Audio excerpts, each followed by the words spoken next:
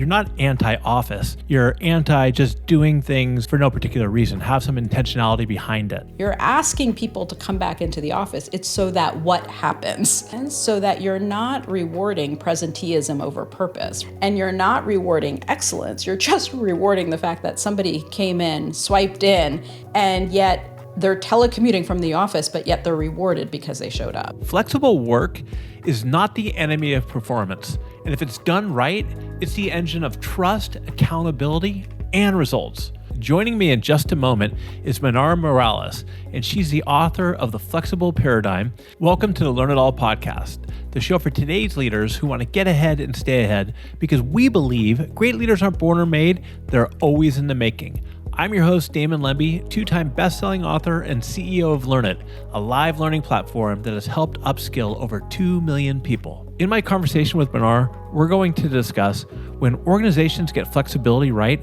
they're not just more inclusive, they outperform. And why flexibility isn't a one-size-fits-all, and how to tailor it across teams, roles, and throughout your business needs. Manar, welcome to the show. How are you? I'm good. Thank you for having me, Damon. Well, it's great to have you. So let's just jump right in. I've heard you say that the future of work is flexible. So how do we actually make flexibility work? Yeah, so I think there's a lot of things when we think about it around how to actually make it work. So I think for the first thing people have to think about is what is flexibility and what does it mean to them for their organization. We talk about this idea of holistic flexibility. So we say before you can kind of even think about how you make it work, you have to think about why it matters. And so really defining what does flexibility mean to you as an organization and what does it make possible for you as an organization is a good place to start for people to be really sort of grounding themselves in a foundation of this is important, and it's important for us for the following reasons. It impacts our ability to attract, recruit, and retain people. It impacts our reach, right? This idea of we can have a distributed workforce and our ability for everybody to come together and connect and collaborate in ways that we never thought possible before are really important. So I think really first, thinking about what does flexibility mean to me as an organization? What does it mean to your people? What does it mean to your clients or customers or your, the community that you serve, whomever you serve as an organization? What does it mean for your leadership? What does it mean for your ability to do well? If you think about all of those things first, you can then start to think about, okay, how do we we can define it, but then how do we actually implement it within our day-to-day practices are important.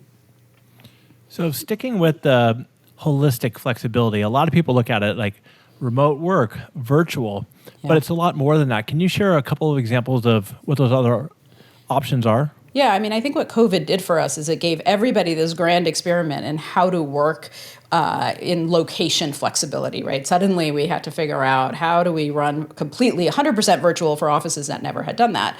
But long before COVID, and there were lots of different forms of flexibility that continued, things like reduced hours, right? Maybe I'm giving somebody a reduced hours schedule, or maybe there's job sharing, or maybe there's flexibility in time. So somebody might have a full-time schedule, but they have a flexible start and end time. So there's lots of versions of flexibility that I think we have to go back to of reminding ourselves that it's not just about, I think hybrid is all the buzz, and as everyone's talking about hybrid and virtual work, but there are lots of forms of flexibility we can be thinking about. And I always say it's not one size fits all, right? So if I have somebody who's a receptionist, virtual in a in-office environment, virtual doesn't necessarily work for that individual. But they could job share, they could shift their hours and their start and end time. There's other forms, or they could, have reduced hours. There's other forms of flexibility I could be offering them, even if the forms of, virtual doesn't necessarily work. But let's look at what does work based upon position,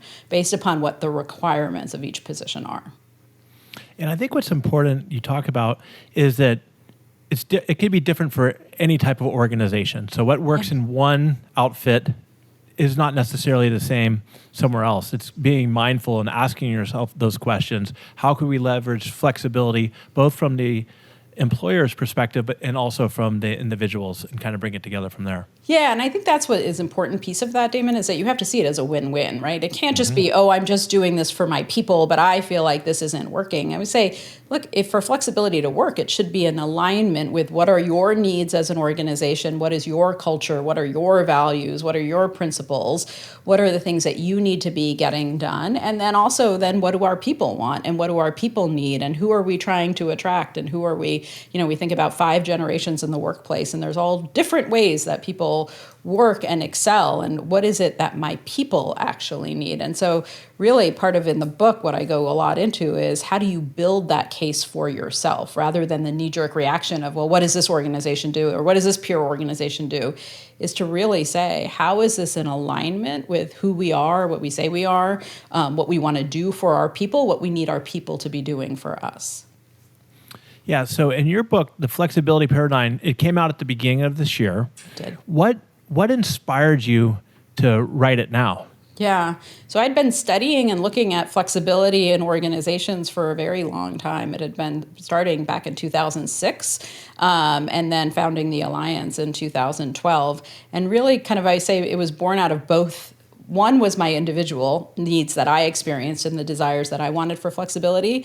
But the book of Why Now was post-COVID. There was actually a book prior to COVID that I had been in draft form playing. Thank goodness that didn't come exactly. out. It's completely you have to obsolete. do it all over again. Right, exactly. Complete. I was like, oh, well, we'll just scrap that book because that's not relevant anymore. So I didn't even, had not finished that. And then what I was most concerned about, I will tell you, is the forgetting curve. I thought, everybody is doing this, and we're having this grant, and everybody's talking and hyping flexibility, and we've got all of this. And I knew there was going to come a period of time where this would all be over, and the forgetting curve was going to hit, and people were just going to go back. Because a lot of the mistakes I was seeing in organizations is they were adapting to the time, right? Because they had no other choice. But they weren't fundamentally shifting both their mindsets around flexibility, and they also weren't fundamentally shifting the way that they were doing work to make it work in a post-COVID world. And so my biggest fear was, I was like, we're going to see a trend where people are going to start to go back, and they're going to go back for the wrong reasons, not because it's a failure of flexibility, but because of a failure of implementation. And so I really wanted to write the book at that time to say, let's hold on to these learnings, but also more importantly, let's give everybody a roadmap to keep going with a broader definition of flexibility, and one that is sustainable for everyone. Yes, because when it came to the COVID days, you'd start off your virtual meeting and you'd ask people how they're feeling, how they're doing, what's going on, what everybody's come together. And what I hear you saying is, you're afraid that, or we should all be afraid that that's going to go away now that we don't have to do that anymore, and life's moved on. Yeah, and I think what was interesting around that time, and you bring that point up, Damon, about saying, like, we started off, right, with caring and asking. And I think what it was, right, we had to see people as humans, and we had to see the humanity because we couldn't unsee it. And what people were experiencing in their lives, we were experiencing in organizations too, right? That idea that suddenly what was impacting people at homes was impacting organizations, was impacting teams, was impacting leaders. Some leaders for the first time never worked from home, suddenly were. Some leaders for the first time were caring for children and elderly parents in ways in which they never had to before.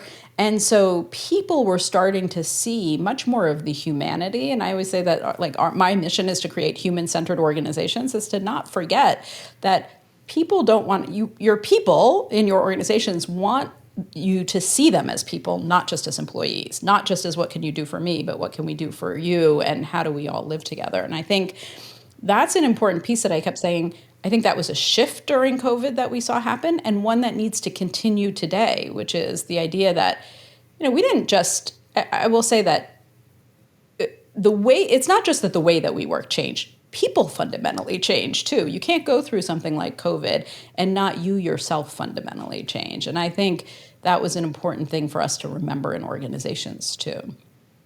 Yeah, it's not just that we change the way we work, it's also changing the way we think about work. Yeah, exactly. And thinking about our priorities and shifting the way that we think about life in general. And people had a lot of this idea of, like, rethinking I did a post on LinkedIn and I said, who gets the best of you and who gets the rest of you? And that idea that like kind of paying attention in our lives, not in a way that says, oh, I'm deprioritizing work, but in a way to say, how do I make space for all things that matter to me? And that's an important thing, I think, as employers to say, we want an organization where people feel like they can be human. What's a way to do a self-audit of that right there? If somebody wants to kind of reflect back on and say, who's getting the best of me right now? I think paying attention to when are you at your best, right? To pay attention to when am I feeling stressed? When am I feeling depleted? Who's getting that attention during my day? So I have something called Living Your All, and I think part of Living Your All is paying attention to all of your different identities. We bring lots of identity. We all have lots of different identities that make us up and make up our priorities and the things that we want to pay attention. So I think even taking a 30-second pause and saying, who does get the best of me and who gets the rest of me? And is that in alignment with who I want to be? And is that in alignment with my values and what I say matters? And how can I pay more attention to saying, like, how am I feeling in one place? When am I at my best even as a leader, right? Like even asking myself that, like what are the conditions that I need in order to make that possible? No, I think that's great. And so are you seeing then a lot of the organizations who are falling back into some of the pitfalls that they had pre-COVID? I think so. I mean, I think that we see some of that. I don't think it's a complete pendulum swing. I don't think I know that there's a lot in the media that hypes up whenever an office, somebody announces some sort of return to office. But I think that it's important for us to remember that there are still organizations that are very much committed to this. I also think that just because an organization makes a headline that they're having a return to office mandate of some sort doesn't mean that their people are in compliance with that. And I think that's an important thing to pay attention to too, is just to say, you may be saying one thing and what you're actually experiencing in your organization is very different. And so I always, question that too. I say, when you're mandating something and your people aren't actually in compliance with it, what does that tell you about your culture? And what does that tell you about the mandates? And then maybe it's not about creating more mandates, but actually thinking about what inspires our people to change. How do we influence it rather than that sort of command and control? I'm going to tell you what to do and I expect you to show up. And I don't think that kind of leadership works. And so we are seeing, there's obviously some shifts that are happening, but shifts that were expected to happen as well. I mean, I also, don't want to overplay it to say we expected organizations to shift in some ways. I want organizations to shift for the right reasons, though, and go through the right process to say, this is what we really are. This is why we're doing it, and this is why we think it's important, and work from there rather than shifting because, people can't connect when they're, working in a virtual environment. People can't collaborate. People can't be creative. Like, actually, studies and experiences would indicate otherwise. So what about your environment caused that? How can we fix that rather than saying, that just has to happen in person? I think what I hear you saying, and I agree, and we spoke about this before the show, you're not anti-office. No. You're anti just doing things for no particular reason. Have some intentionality behind it. Yeah, I think the office can be very valuable, right? I think the idea of in-office experiences can be very valuable if you create what I call a return on experience, right? What's your ROE? You're asking people to come back into the office. It's so that what happens? And be really clear on the so that what happens, so that you're not rewarding presenteeism over purpose, right? You're really thinking about the office has this purpose, and this is the purpose that we see and we value, and we will reward that. But the idea of just rewarding people for showing up, it goes back to sports analogies that we were talking about earlier, but just this idea that, suddenly everybody gets a trophy. Suddenly everybody gets a ribbon just for showing up. And you're not rewarding excellence. You're just rewarding the fact that somebody came in, swiped in, and they could be in their office and they could have their head down and they could not be interacting with anybody. They could not be mentoring. They could not be doing all of the things that we think are valuable for in-person interactions. And yet they're telecommuting from the office, but yet they're rewarded because they showed up. And so I think it's really important for us to think about what's the value of the office and how do we reinforce the value of what we want to see, as opposed to just sort of mandating, oh, everybody's there and we're not telling them what's the value of it. I think a really good point is not getting stuck in, I think you call it presentism. Yeah. It's so true, because if people are around you, you might have two people in the same role. One is in the office, one is working remote, which, by the way, you hired them remotely. Yeah. And so that they can't travel 300 miles to come in, and not giving them favoritism. So what is one thing a leader can do to make sure they're not falling into that bias? I think paying attention to that idea of proximity bias is asking, who am I surrounding myself with? Who has access to me? Who doesn't have access to me? Who am I giving opportunities to? Who am I not? When I look at this person, what is my mental tape around that person? In other words, am I saying, oh, that person's not committed? Or am I saying, oh, that person's probably not even available? Or that person's probably not working. They're out doing all sorts of things, right? And so really, I think checking yourself as a leader, what's the mental tape around that? And then really being pragmatic around looking at, oh, who am I giving opportunities to? Who am I giving feedback to? Who am I, mentoring? Who has access to me and who doesn't? Sometimes we'll say, right, well, you gave a good example of this idea of like we can have an in-person office team, and then sometimes we have virtual people who are working 100% virtual, and you look at who you give opportunities to or who you're speaking to, and you're like, you know what, I'm always speaking to the people in my office, and I'm never speaking to the people virtually unless they set up a time to talk to me. And the others can just walk in my door anytime. How do I think about that in a different way to say, I need to be, as a leader, pay attention to how am I leading everyone, not just those people in direct proximity to me. And I do think, I will say on this though, because Damon, I don't want to put it on the organization and I don't want to just put it on the leaders, one of the things I talk about in the book is flexibility is a responsibility. It's a responsibility on the part of the organization. How do we create the policies and the practices and the infrastructure that we need in order to succeed? The responsibility on the leader, to your question, right? Like how, as a leader, make sure I'm doing the things that I need in order to lead in this kind of environment. But then it's also a responsibility on the individuals to say, how do I need to act in this environment so that I'm visible, so that I'm getting opportunities? How do I own my own path and make sure, because it is easy to hide, right? I think it's easy for us to get in an environment where I'm like head down, same thing, working from home, I'm head down and I'm doing my work, but I'm not connecting with people, or I go on to video calls and I have my camera off and I'm not thinking about visibility. I'm not thinking about how I'm connecting when people are in the office and I'm working virtually, right? And that's a responsibility on individuals too. As much as flexibility can be something that is advantageous to people, it also is seen as a responsibility to say, I also have a responsibility to make this work for not just for me, but also for the organization and for the people that I serve. I think it's a great mindset to have, because if you throw it all on the organization and you kind of sit back and let it happen to you, there's going to be some resentment and things may not go well, especially if you have somebody else on your team who is taking that accountability and making sure that they're giving back to the organization. So it's a win-win again for everybody. Yeah. How do I don't want to move past this. As far as ROE, what's a great way to measure the ROE of flexible work? So I think for people as an organization is to say, okay, if I'm calling everybody, I'll give you an example. I worked with one leader who said I had a mandatory meeting where I wanted my leadership team to all be in person for this meeting. And they, of course, had a call-in option. They had an option to attend virtually just because sometimes people would be on the road. They were serving clients, et cetera.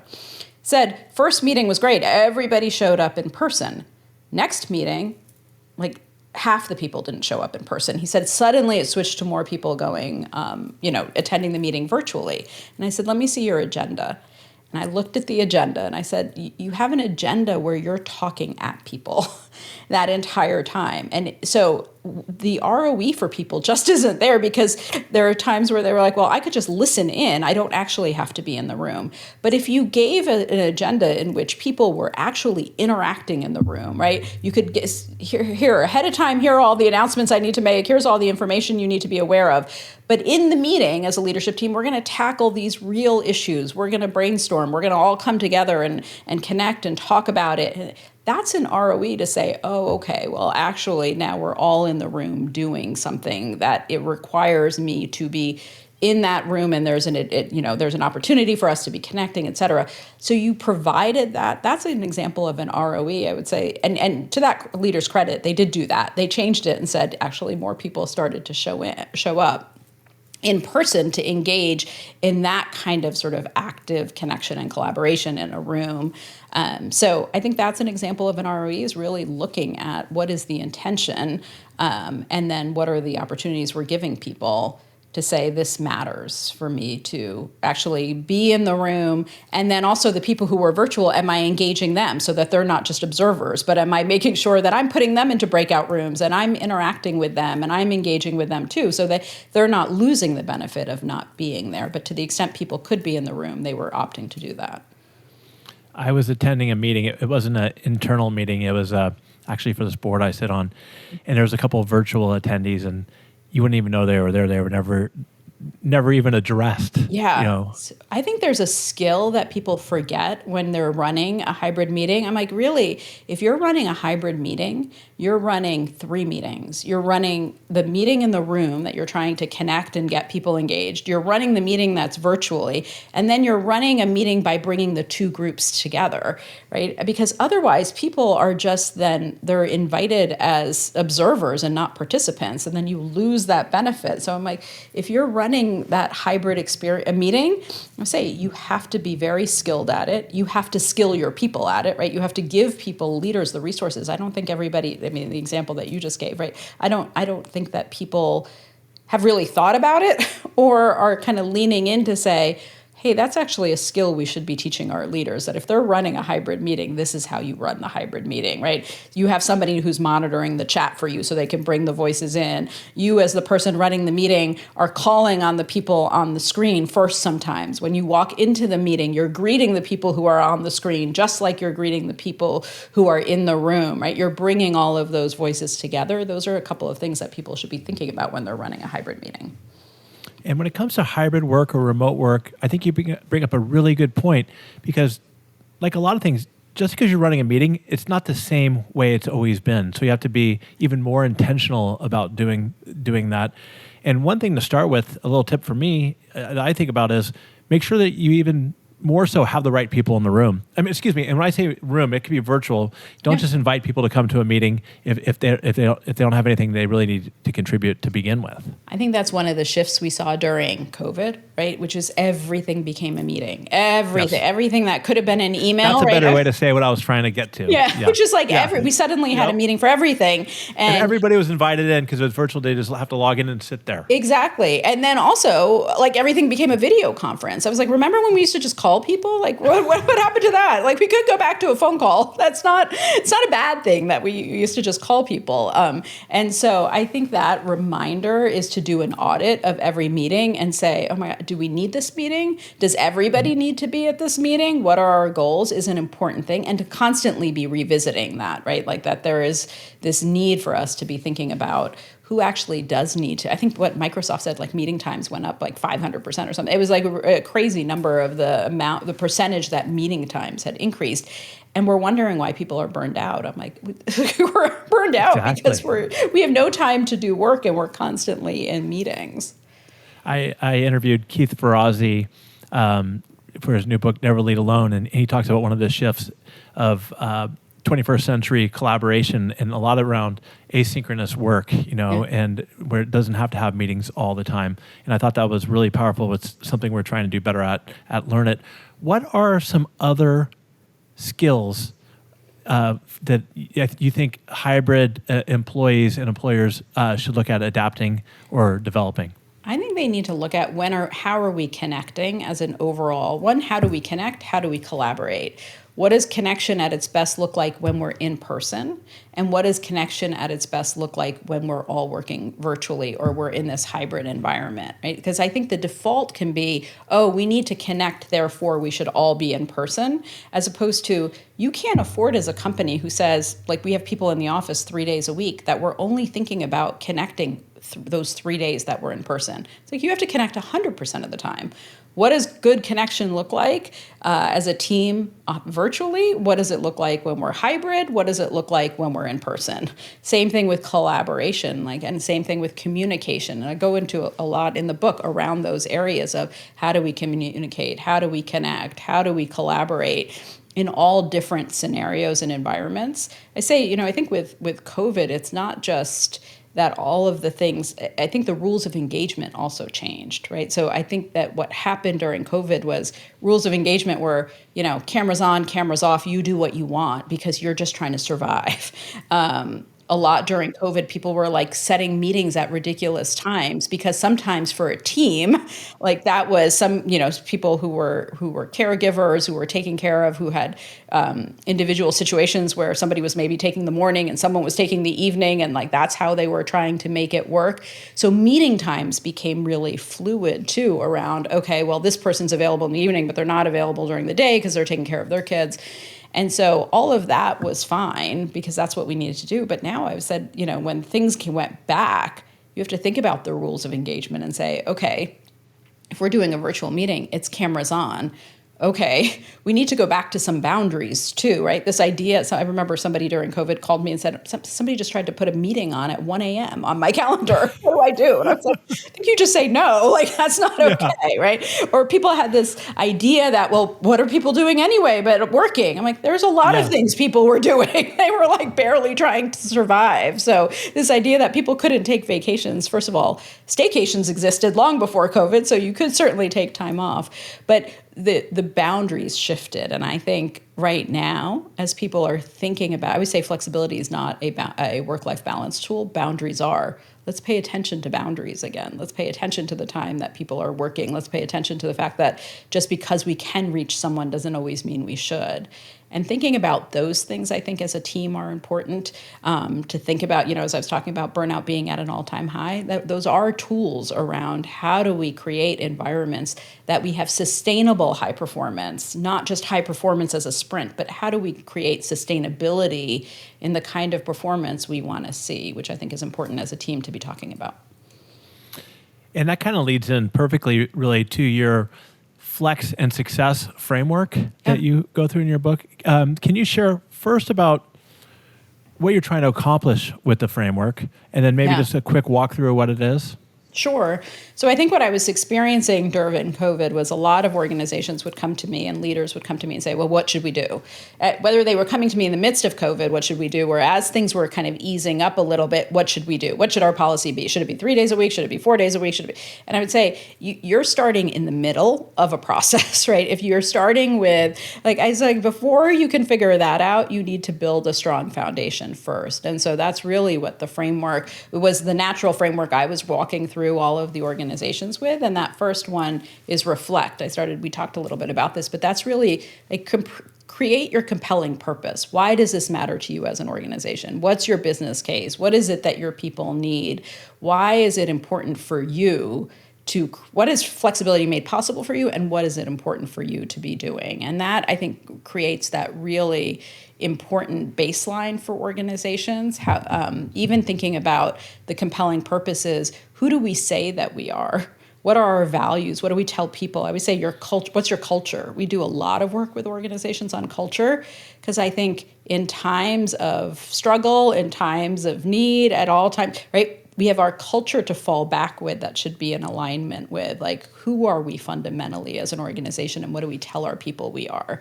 And are we living in alignment with that? So that's all that kind of first step of the work of the process of reflecting. The second one goes to how do we reimagine? So how do we create a shared vision of who do we want to be? So if we think about things of where are we going? What do we want the market to say about us? What do we want our people to say about us? What do we want the communities or the people, our clients or our customers or the people that we serve saying about us? How do we want it to be a market differentiator? So really thinking about, and also thinking about 10 years from now, where are we going, right? When we think about has it made possible, but where are we going with this? And then I also ask, regardless of how the future of work changes, what needs to stay the same for you as an organization?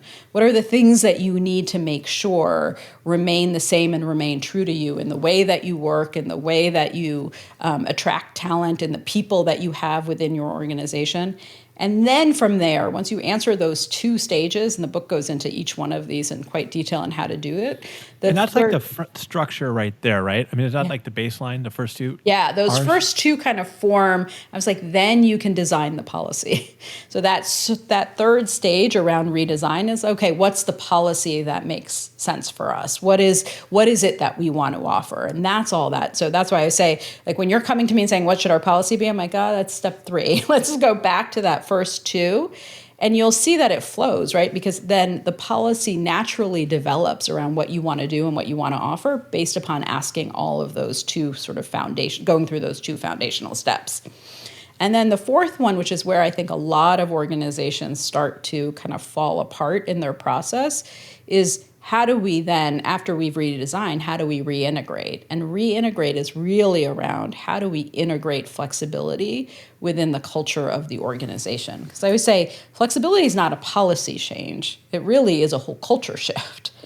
And so you have to think about with that culture shift, it's not just about the policy. It's really about fundamentally how are we changing everything that we're doing in alignment with that. So that's where I say you have to take your purpose, that was step 1, and you want to start to align your purpose with a set of principles. What are the principles that we want that guide us around what we're talking about when it comes to flexibility? What's our policy?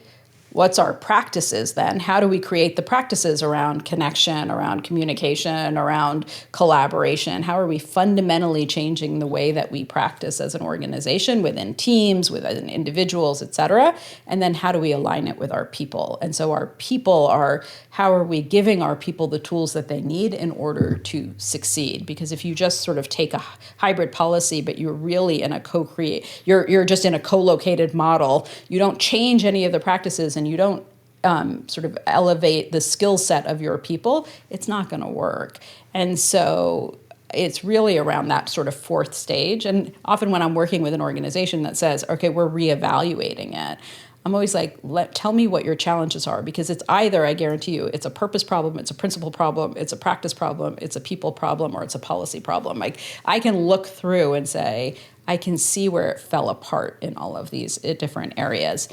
And then I think the last step is an important one that often does get missed, which is how do we reinforce? And that's how do we measure the impact? So for flexibility to work, I say you have to be intentional, which is why you go through all of these stages. You have to be inclusive, which is the conversation that we were having around proximity bias and how are people feeling and are people being valued, et cetera. And then you have to be iterative, which is you're constantly going back and saying, is this working? What's not working about it? It's not a failure of flexibility. Is it, where did we go wrong? We did this for a business purpose. We knew that we could get value out of this. If we're not seeing that value, what got in the way? And so how are we measuring the impact? How are we, creating focus group surveys, talking to our people, thinking about talent we've attracted in, who have we, regrettable losses that walked out the door and why? And then how do we fix that? How do we go back and iterate and constantly iterate? And that's that last step kind of gives you that roadmap to say, how do we measure our success and think about what we need to do better? Step 5, it reminds me or makes me think about you need to be what I like to say, be a learning culture, really, where you have to be able to be open-minded, be able to receive feedback, to be able to share and want to continue and grow than the know-it-all mentality, like, we have it all figured out. Yeah. I think that's so important to make number 5 work. But I want to go back to number 4, and you said there's different ways where organizations get stuck, and I assume one of the main ones is around a people problem. Yeah. And is it because, Manar, you have individuals who may be older, when I say older, like me in their 50s, who the traditional way about work is, I've never had that flexibility to work from home, so why should these people have that flexibility? Yeah. And on top of it, we have 5 generations, the digital natives through the my generation, or even above. Is that where the problem really comes in? Yeah, I think there's a couple of levels to that. I certainly think it's when leaders lead with preference rather than the proof of, is this actually working? Like, there's a lot of times where there'll be a perception about flexibility that is not true. It may be true for that individual. So I always ask a leader and they say, we can only connect in person. I say, well, is that actually true for everyone or is that just true for you? So sometimes it'll say like, that's my preference. I get really, I'm really good at connecting when it's in person. Or with creativity, they'll say, well, I'm really creative when I'm in a room together and we're bouncing off ideas off of each other. And that's where I get my best ideas. And I say, that's great. Is that just true for you, or is that true for everybody on your team? Like, have you asked your team, when are they at their most creative?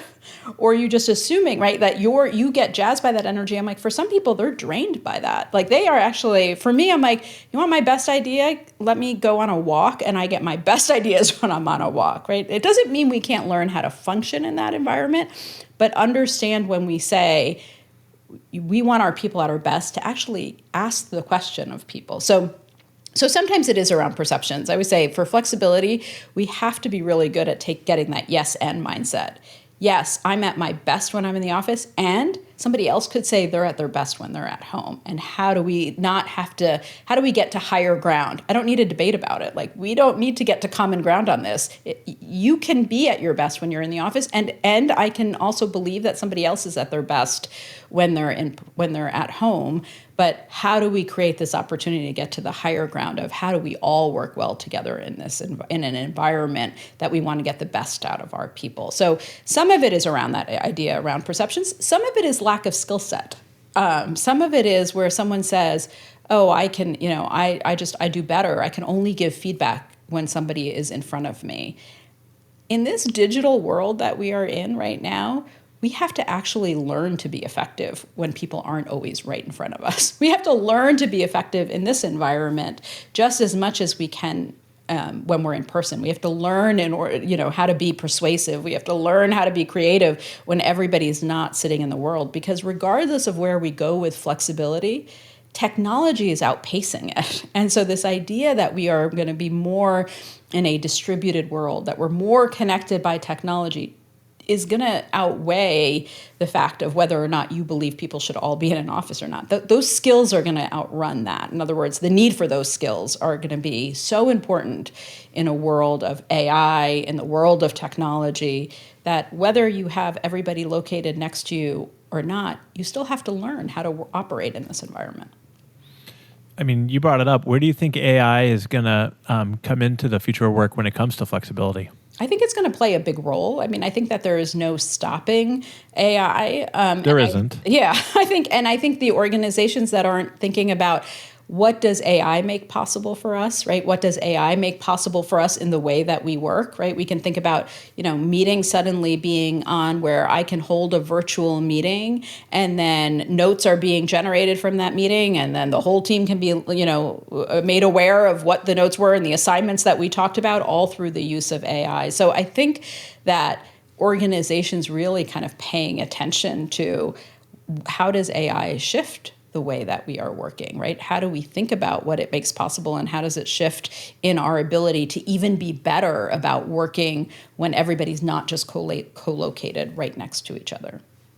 I think you bring up a good point, and I think I saw a survey where they said that less than 10% of organizations are even leveraging AI right now. Yeah. And from an individual standpoint and an organization standpoint, you are stacking the odds against yourself on both levels, organization and individual, if you aren't rolling up your sleeves and diving into learning how to leverage it. And I love what you just said there about what can be made possible using AI. Yeah. I think that possibility question is an important one, similar to flexibility. Just as I say, like, what does flexibility make possible for us, rather than just ignoring it and saying, oh, we're scrapping it. I know that there was an article with the Dropbox CEO saying, right, doubling down on flexibility and saying, if you're ignoring this, it's like going back to all of these old ways of doing things that, have completely shifted. And so I think always paying attention to the fact that this isn't going to go anywhere.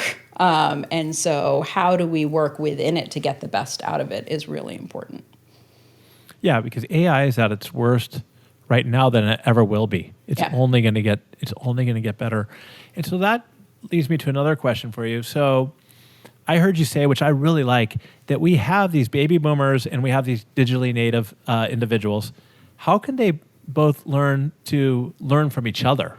Yeah, I think it's about not making either generation wrong, right? And I will say that what happened during COVID, where there were very clear generational lines around the way that people like to work, I do think that COVID shifted a bit around the idea that people who never thought they would work flexibly and would have said it would never work are the ones who are coming back and saying, I love this and I don't see a reason to be in the office. I did my time. I don't actually need to be in the office anymore. So some organizations are actually struggling not with getting younger junior professionals in the work, but the more experienced and established ones, getting them back into the office. And so I think it's important to kind of say, look, we can have multiple viewpoints within generations, but also just how do we remain curious? And how do we think about even asking that, like, what are the best ways that you can connect and how can we learn from each other, right? There is, you were saying, you're not anti-office, and I would say I'm not anti-face-to-face. Like this idea of that, of course there's value for in-person interactions and the opportunity to kind of get to know each other sometimes, but there's also opportunities from the digital getting to know each other and their opportunities. And so I think this idea of avoiding a debate and getting it to that higher ground and getting around everybody around this idea of how might we see connection at its best within our organization and allowing people to stay curious and listen to all of the different ways and understand that we're all going to have to change and give a little bit, right? Like we might all have to lean into different comfort zones of and levels, right? I am certainly savvy and able to connect with people virtually, but there is a lot of value also in that in person. Do I default sometimes in person? Absolutely. I can default to that sort of, I can build a relationship in person faster. But, I think for people to say, but I can see that I can also build that first interaction digitally much better sometimes than I can in person when I don't have an opportunity to spend 15 minutes just talking to one person. We have a lot of high-performing individuals or maybe really junior starting their career. Do you believe that somebody who is new to the workforce, but they're doing a good job, but they've never worked in person, do you believe that they can develop into a leader without ever having been in an office environment? Absolutely, because I think it goes to what's your skill set, right? So in other words, it's not about in office or it's about, virtual. It's about what's your ability to lead a room? What's your ability to influence people? What's your ability to really connect and lean into finding, someone? What I don't think can happen is if you don't ever place a value on connection, that is what's going to be important. If you don't value people getting to know you, it's important. So like I was saying, sometimes working from home, it can be easy to hide, and it takes more effort to say, hey, like I'm not in that room. I better figure out a way that I'm going to debrief with that leader just as if I would walk out the room with them. I better figure out a way that I'm top of mind. I better figure out a way that I'm setting up virtual coffees. So I think that idea of it's not, have you ever been in an office or have you only ever worked virtually and never worked in an office, or I'm sorry, the reverse, you've always worked in an office, never worked at virtually, is the leadership skills. It's about what are the attributes of a good leader and how have you demonstrated those attributes? No, I think that's an excellent point.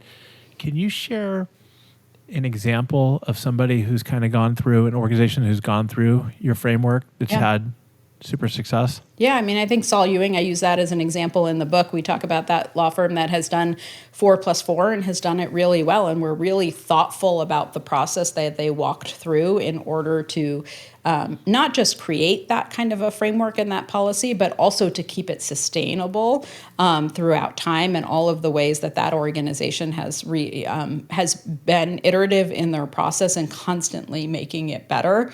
And I think it's important around the idea of just saying, how have we evolved? Organizations should always be evolving. Leaders should always be evolving. And that idea of are we giving our people the resources that they need in order to evolve? And then paying attention to, we're really clear on why this is important to us. We're really clear on making sure we provide our people the resources and the things that they need. And we're really clear on our non-negotiables, like what we need to continue to excel at and be good at, and what can't get in the way of that. And I think that's an example of an organization that has done a really good job with walking through that process and staying true to who who they are and what they need, and staying true to being at the highest level of performance that they can be as an organization. And so how has that impacted the organization? I think they talk about the success of it around really kind of being, I talked to Jason, the chair of the firm, and really talks about the success of just what it has just meant for their organization, for their people, for their ability to serve their clients, of that at really kind of the way that they've always wanted to do it and not seeing it get in the way. But that takes work, right? I would say like that's not just we set it and forget it. It takes a lot of that work to constantly be iterative about where are they seeing the value of it, who are they seeing that they're able to retain, who are they seeing that they're able to attract in, and what's meaningful, about their ability to do that. No, it takes consistency, it takes work, it takes feedback, and really, step 5 in your process, to keep looking at that. And I think on that last one, something that I wanted to bring up too is around that reinforce part is who are you getting feedback from? So sometimes organizations are sitting in a room of leaders and that's who they're paying attention to. And that's the feedback that they're listening to. And I always say for when we're working with executive committees or leadership teams, I'm like, you sit as one, but you represent many. And so how are you bringing voices? That goes to are we being inclusive in our feedback? Whose voices How should they go about it? Yeah, well, it's that. I'm like, make sure you're surveying your people. Make sure you're paying to engagement surveys. Make sure you're asking people what it means to them. Make sure you're, if you conduct stay interviews, you're paying attention to what's keeping the people at your organization, right? What's attracting people in interviews? What are people asking about in interviews? So that you are getting a much wider perspective on what this means. Because we can all fall in the trap that as leadership teams, we're talking about it, but we're talking about it from our own perspective or our own experience, but we're not kind of more broadly thinking about who do we represent when we're sitting in this room, and are their voices represented in the way that we are making these decisions? Yeah, you don't want to fall into the confirmation bias either when it comes down to it. And you want to, what I hear you saying is, ask all throughout the organization at different levels, different locations. If you're a multicultural organization, do that as well. I also found sometimes some of the best feedback comes from new hires, individuals who have been in the organization for less than 120 days. Yeah, so being able to sit there and think about it, there's a couple of examples I give in the book too, where leaders would do different ways of accessing so they would do virtual coffee chats, for example, where they would take 10 people throughout the organization in different roles and just sit and have a conversation with them about what they were seeing, what were they, and one leader I talked to, he called them Mountain Dew chats because he doesn't drink coffee, so he called them Mountain Dew chats, or Dew chats is what he called them. And I said, what was the benefit of doing that? And he said, unintended consequences. Like, I would hear about things that we were doing as an organization that I had no idea impacted someone, and he was the head of a bank, and one of the things he talked about was, or even things we were doing for our customers that we would, were rolling out that we're like, oh, he was the head of a credit union. That would impact our customers in a way I didn't think about. And so the idea of how as a leader are you thinking about, yes, there's all the formal ways we can gather data, surveys, focus groups, et cetera, but there's also lots of informal ways that are you saying like, is my finger on the pulse of how people are experiencing this organization? And am I tapping into that on a regular basis? I mean, it's kind of like coaching. There's formal ways to coach, and there's also informal ways to coach. Just in those conversations, whether it's a do chat or, whether you're going for a walk with somebody or you're wrapping up a virtual meeting.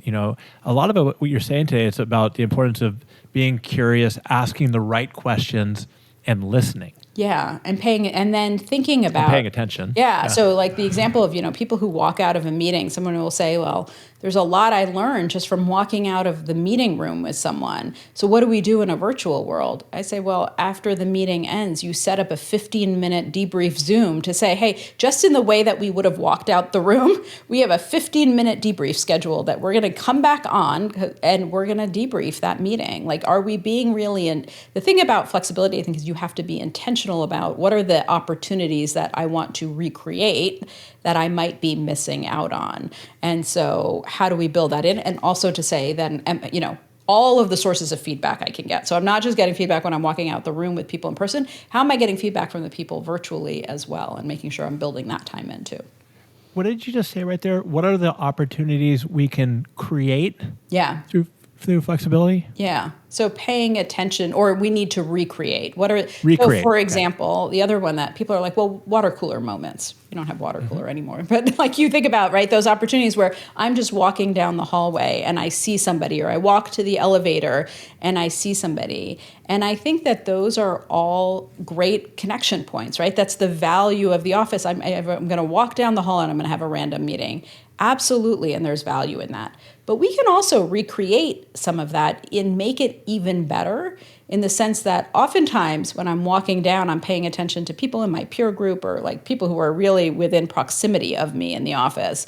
I call them choreographed connections. Say if I'm starting a Zoom meeting, I can create a choreographed connection by putting people into a breakout room and say randomly, for the first 6 minutes of this meeting, you're going to be randomly put in a room and give them a question that they can ponder in that room to get to learn about each other. And I'll give you an example. I was leading a mentoring group where they were for the first time meeting their mentors and their ambassadors. They called it their ambassadors, with their mentees. And so it was virtual. It was during COVID. They weren't going to be in person. So the way I kicked off their first session was we did a 6-minute interaction. They were a group of 3, 2 minutes each. I said, everybody take 1 minute to go find something of meaning or value to you. And then come back into that Zoom room and you're going to share it. And they were in a small breakout group to do that. People came back and they were like, well, this person shared that one of their clients gave them this mug and it lives on their desk and it's really of value. Another person shared a soccer ball. He said, wherever I go, wherever I move, I take a soccer ball with me because this is what's so meaningful to me about soccer. Somebody else shared something their mother had given to them before she had died, and why it was meaningful in the saying, and that she always had it on her desk. I was like, in 6 minutes, people learned so much more about people than if they were in a room and were just like, hey, how are you? Oh, I'm meeting you for the first time, right? But that's because we choreographed it in such a way that built connection in a 6-minute interaction that was better than just running into somebody at one of these kickoff events where everybody doesn't know what to say to each other. So I think that there's value of that, and there's also value that you can create in a 6-minute interaction. Well, I'm going to steal that. Yeah. Just so you know. Feel free. The choreographed interaction, the breakout room. As a learning organization and something we like to do internally, I can't wait to send this for my team to see this, because I think it's a great one for us to do, because you can create those connections by doing that. That's awesome. You have to be intentional about it, right? We have choreographed connection cards that we created with questions on them that we put out at our conference and at our event where we're creating that, or if I'm putting people in a room. But I also just like asking people, we start every team meeting with, tell me one thing that's going well professionally, tell me one thing that's going well personally. That's a quick interaction. If I had a large group, I might put them into a breakout room to do that. We learn so much about what people are valuing, what people are excited about. I'm like, share at any level, it doesn't matter. I also learn what people take pride in their work. Like, when I say, and I'm like, it can be big or small. I don't care. I'm not asking for the big wins. I'm asking for what's like the everyday thing that you're most proud of or most excited about. We learn a lot just by doing that, more so than if we just got into a room and, we're running these virtually, got into a room and just said, okay, what's on our agenda? Let's go. Let's talk about all the things that are going wrong. Let's focus on all the things that aren't going right these days. I think that's super important. And that's one thing I try to do as a leader is when I have these conversations with individuals, and I try to do it at least once a day, where I ask them, how's it going? What's going on with your family? Is there anything exciting going on? So you're building that connection, because people want to feel that there's a purpose and that there's belonging. Now, before we wrap up, can you share a little bit about what your alliance does and your membership? Yeah, so we are membership-based, and our mission is to create human-centered organizations where both the businesses and people are thriving. And so really our focus is around how do we do that? You have people at the center of your organization. What are you doing in the ways that kind of inspire and influence and create the kind of change and the creative kind of culture that you want to see? And so that, whether it's focused on creating that culture of inclusion, whether it's focused on well-being, both from the perspective of not just individual solutions for well-being, but a shared responsibility. So as an organization, what are we doing about well-being? How are we paying attention to how our people are experiencing the organization? How are people actually taking vacations? Do we offer sabbaticals? Things like that. And then obviously whether around workplace flexibility. And so it's an opportunity to create a community of organizations that can care and that not just learn from us, but learn from each other as well.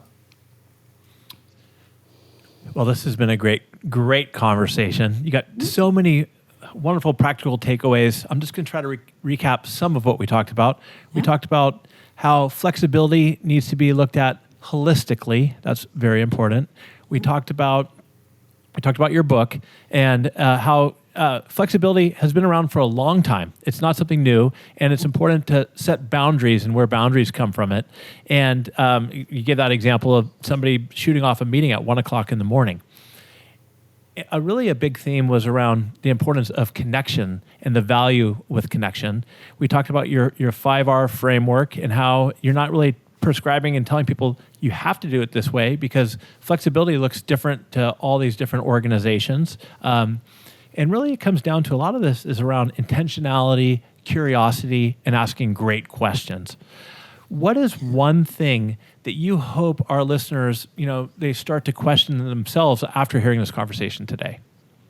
I think what are the things that I thought about flexibility and what is the new way that I can think about flexibility that opens up a door of possibility, both for myself, for my leaders, for my team, for my organization. Awesome. And where can everybody connect with you at? Sure. You can connect with me on LinkedIn. Certainly, I'm on LinkedIn, and feel free. I would love to connect with people, love to hear what they're doing, what their challenges are, what their wins are. And then our website is www.dfalliance.com. So happy to, if you want to visit the website, you can do that too. And make sure you pick up the book, The Flexibility Paradigm. And listeners, there you go. There's a copy of it. Listeners, I want you to do me a favor. If you're leading a remote team, share this with your team. Because I take this episode, share it with your team, watch it together, and see what takeaways you get and create some questions. That's one thing I want you to do. Another thing I want you to do is think about an individual that you know who's working remotely, and maybe they're struggling working remotely, and maybe it's because they're not taking the ownership and putting the emphasis on their employers to do that. They can get a lot of value out of this as well. And until next time, everybody, as I always like to say, and we talked about this today, stay curious, keep learning, and have a great day. Manar, you're great. Thank you so much, Damon. Thank you for having me. Bye, everybody.